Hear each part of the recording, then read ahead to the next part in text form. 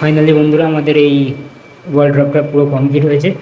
তো এক এক করে আমি তোমাদের দেখাচ্ছি কী কী করেছি। এখানে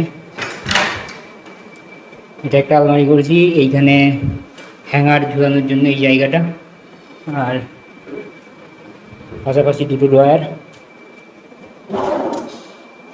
আর এটা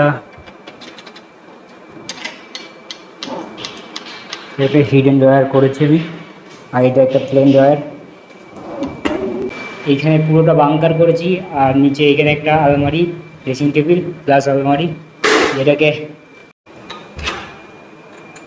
আর এই দিকটা এখানে হ্যাঙ্গার রাখার জন্য জায়গা করেছি, এখানে সেলফ করেছি, এখানে একটা লকার আছে, এই সেম ড্রয়ার।